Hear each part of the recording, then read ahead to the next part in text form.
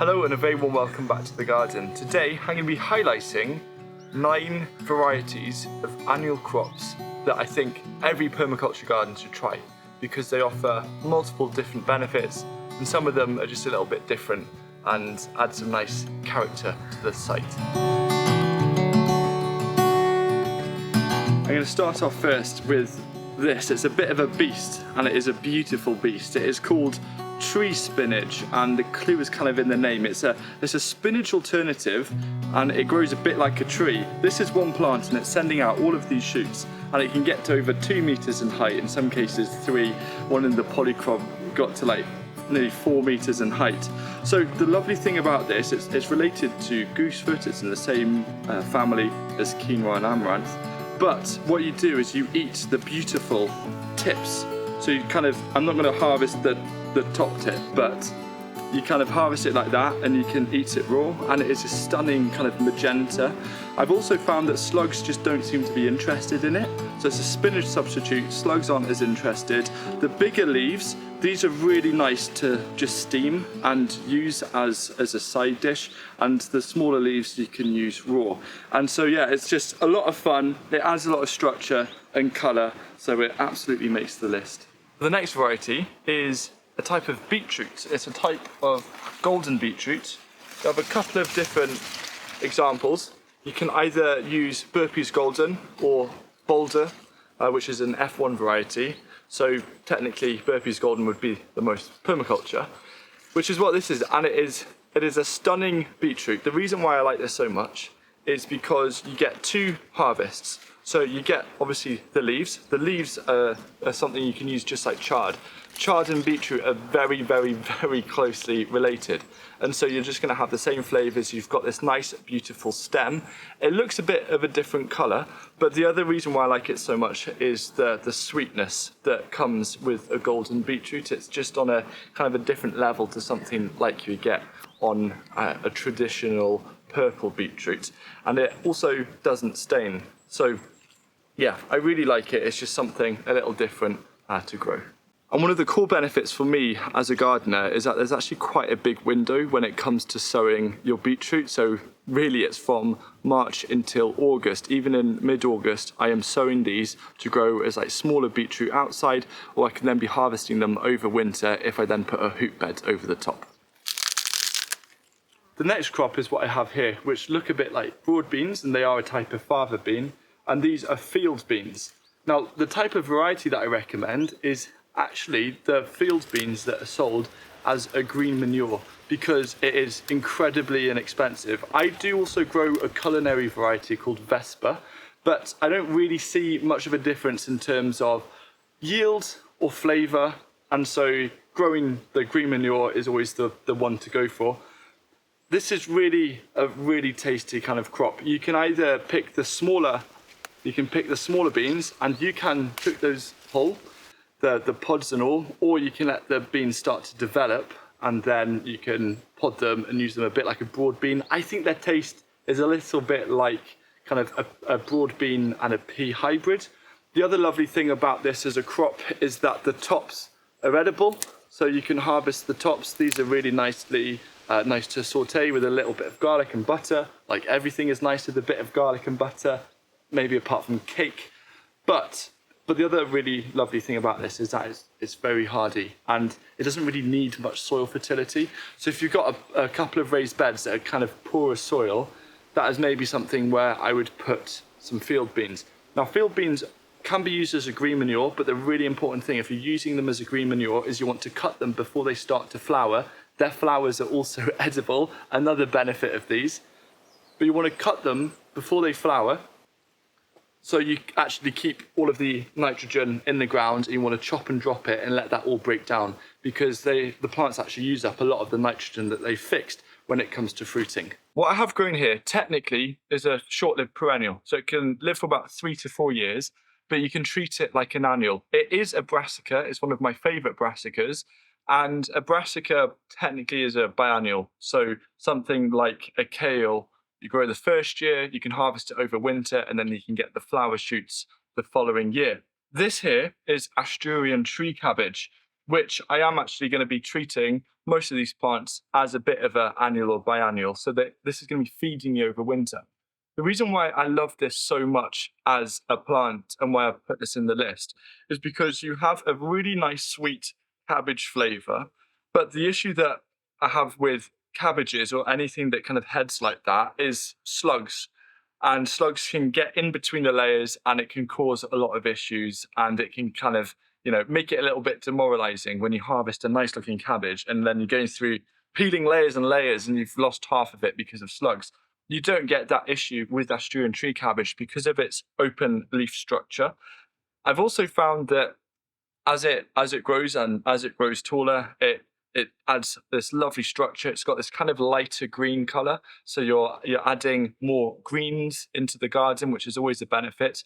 And just like with kale, the flower shoots are edible, and so using this as an annual absolutely works. You could also try and grow it on. The only slight issue is that it isn't really hardy beyond -5 degrees Celsius.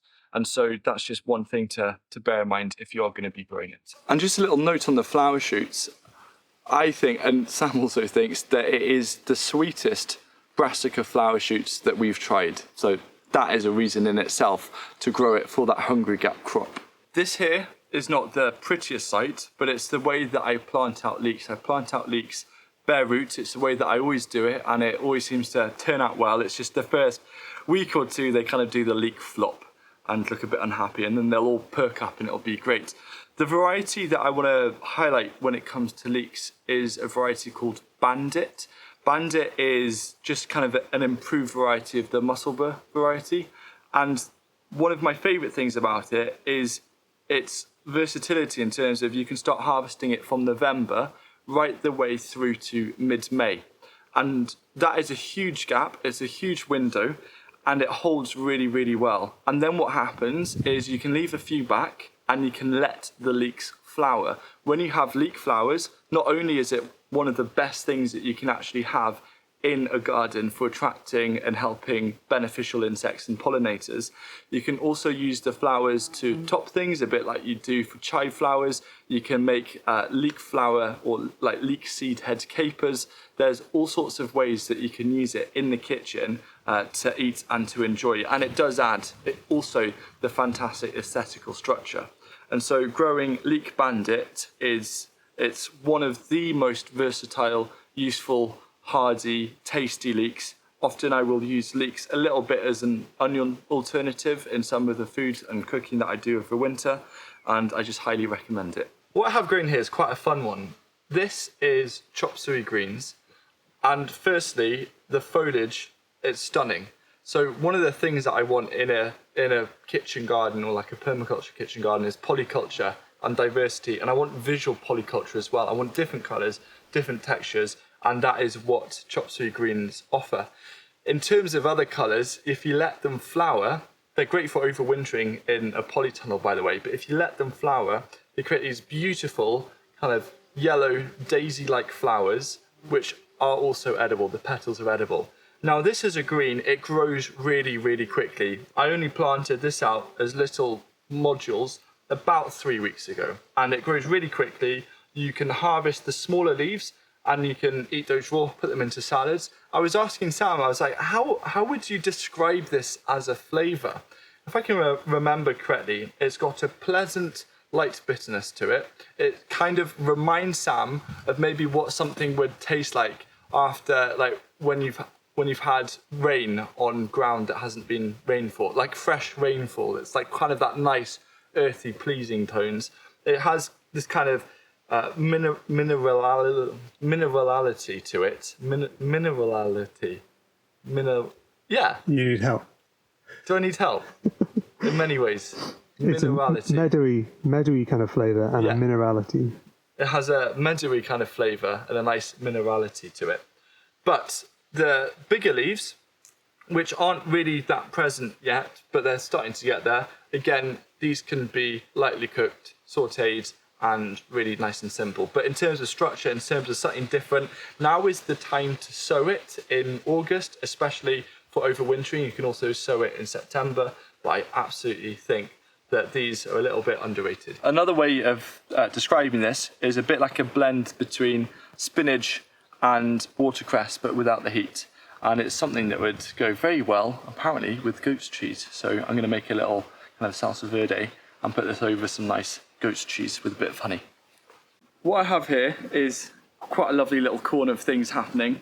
I've got this squash that is beginning to grow up, and I've got some beans that are growing, and this is runner beans. You can eat the flowers. A really, really kind of pleasing, light beany taste to them. I love it. But I'm focusing today on this little plant in front of me here that's actually growing quite big, and just as I'm touching it, I'm getting this brilliant aroma. This is Wacky black mint. It's something I have mentioned before on this channel, and it's something that I love to just plant on the corner of beds and let it grow. As a crop, it looks a little bit like marigolds, and oh, it smells so good. You can make a nice tea out of it. You can also use it as an alternative to coriander if you're using coriander in kind of any recipes. I sometimes put it into a bit of a chimichurri that I'm doing. Usually that's using nettle seeds and carrot tops, and then either coriander or parsley, or chucking a bit of this. But it adds a lot of structure. In a polytunnel it does really well as well, and it is just something you have to try. Next up is a fun one, and it gives you really beautiful edible flowers. You can also eat the leaves, the young leaves and the bigger leaves. Unlike some other radish, and this is a type of radish, it isn't quite as spiky, but you would just want to maybe give it a very, very quick blast on a hot pan, and it's very tasty. But this here is rat's tail radish that is just beginning to come into production, and I've seen below here, you can kind of see where it gets the name from. So you actually grow this as a radish, not for the roots, but for the seed pods, which make a really nice fiery addition to salads, and they look pretty cool, and they do end up getting quite a bit longer, and you've got the lovely edible flowers to add on top of it as well. And it's just one of these great things to plug a gap and let it go a little bit sprawling, let it go a little bit wild, and it also benefits the pollinating insects. Really, really easy to grow, really fun, and worth a try. So this here is called Ford Hook Giant Chard, and I will be honest, it's still in its kind of infancy stage. It is an absolute monster. I get these seeds from Real Seeds, and I'm going to see if I can get this one. It's a nice sound, but it is so productive. Again, I've put this on the edge of a bed, and you've got the leaves that you can eat, you've got the stem that you can eat, and it is just an absolute monster, and that alone is a reason why you need to try and grow it. One of the joys about creating a garden is that with the sheer amount of varieties, every single garden out there is different. There's always something new to see, new to learn. And at the moment, we've got lots of harvests that are coming out of the garden. So if you want to see what you can sow now to start plugging those gaps and creating as much food as possible, watch this video right here about what to sow in August.